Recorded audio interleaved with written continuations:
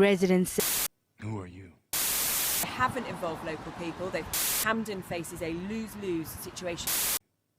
I am the architect. The need to redefine the role of the architect.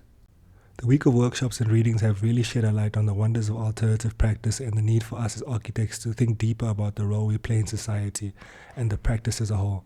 They challenged me to think of architecture further than just the basic site-specific design, but rather how we deal with deeper concepts in urban contexts such as land, housing, infrastructure, and amenities. Alternative practice also helps us see how policies have led us into a situation that has propagated the status quo of disconnection and restriction within the urban, social, and physical landscape.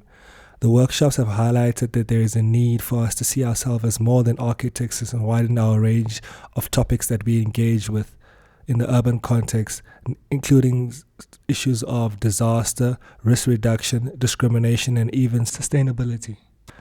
These issues should not be seen as foreign concepts, but should be ingrained in the heart of every modern architect as they seek to redefine themselves in this modern era.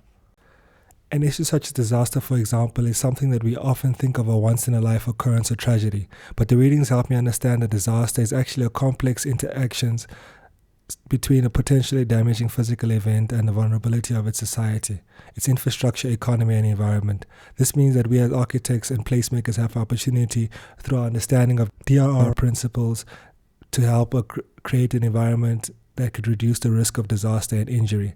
It also helps highlight that disasters are not just tsunamis and hurricanes, but the annual felt fires, as well as fires in informal settlements or water poisoning, are also things that we can actively address. In order to do this, we as architects have to rise above all modern social constructs and gain a deeper understanding of the connections and narratives that exist within the urban context. If we do this, we will be able to avoid discrimination, opening us to dialogue and a deeper understanding of various perspectives. This will enable us to come up with solutions that help all parties. The group work exercise and the debate around the Camden train station situation brought around an interesting dialogue and offered us with the opportunity to deal with the needs of various parties. Taking the stance of representing the locals enabled us to delve into concepts expressed in the readings such as heritage, land tenure, and participation. The tools given to us during the workshop help us identify that the construction development process would destroy the identity of the community, as large amount of people would have to be displaced during this process. This led us as community representatives to take the stance that the community completely rejects the development. Even though there was no resolution found between any of the parties, the tools given at the workshop help us understand all the issues surrounding the topic and helped us make an informed decision and enabled us to take a stance on the issue.